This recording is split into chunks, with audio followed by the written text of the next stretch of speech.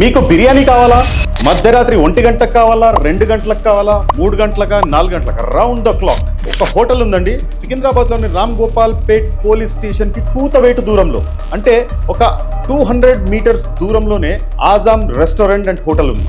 అందులో మధ్యరాత్రి 12 గంటలకు ముందు వైపు నుంచి షట్టర్స్ అంతా క్లోజ్ చేస్తారు, కానీ వెనక వైపు నుండి ఎవ్వరు కూడా ఊహించని చిన్న చీకటి ఒక ప్లేస్ నుండి లోపలికి పంపిస్తుంటారు. అక్కడ ప్రతిరోజు 24 గంటలు కూడా ఆ హోటల్ అనేది రన్ అవుతూనే ఉంది. ఇది నేను చెప్పిన మాట కాదు, అక్కడ సాక్షాత్తు ఆ హోటల్ ఓనరే మనతో చెప్పాడు.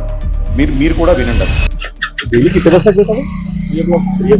అది కాకుండా లోపలికి వెళ్ళి మేము బిర్యానీ తీసుకొని అక్కడ లోపల ఉన్న వాళ్ళని అడిగితే తను కూడా ఏం చెప్తున్నాడంటే 3-3:30 వరకు నడుస్తుంటుందని చెప్పేసి. आज गणेश का ही बोलकर लगाया ना तो डेली ఈ లెక్కన పోలీస్ డిపార్ట్మెంట్ ఏం చేస్తుంది? పోలీస్ డిపార్ట్మెంట్ చిరు వ్యాపారులని వాళ్ళని రోడ్లపైన పెట్టుకునే వాళ్ళని ఇబ్బంది పెడతారు, కానీ వీళ్ళు అంటే కుమ్మకైపోయారా? అది కాకుండా జిహెచ్ఎంసీ ఏం చేస్తోంది? ఫుడ్ సేఫ్టీ డిపార్ట్మెంట్ ఏం చేస్తోంది? దీనికి సమాధానం ఎవరు చెప్పాలి? ఒకవేళ నిజంగానే ఆ ఫలానా హోటల్ 24 గంటలు నడవాలంటే గవర్నమెంట్ మీరు లైసెన్స్ ఇవ్వచ్చు కదా, వాళ్ళకి లైసెన్స్ ఇచ్చి వాళ్ళని నడిపించుకోమని చెప్పండి.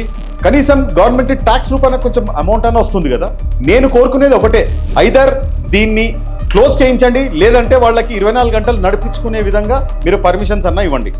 24 గంటలు నడిపించుకునే పర్మిషన్స్ ఇస్తే పోలీస్ వాళ్ళకి ప్యాకెట్స్ రావు. ఒకవేళ ఇట్లాగే మధ్యరాత్రి 12 నుండి పొద్దున 6 గంటల వరకు, అంటే పొద్దున్న 4 గంటల వరకు ఈ మధ్యరాత్రి ఏదైతే నడుస్తుంటుందో, దీనివల్లనే కదా మన పోలీస్ డిపార్ట్మెంట్ ఇక్కడ ఎవరైతే రామ్ గోపాల్ పేట్ పోలీసు వాళ్ళు కళ్ళు మూసుకొని తిరుగుతున్నారో వాళ్ళ ఇళ్ళు గడిచేవి. సో ఆలోచించండి గవర్నమెంట్.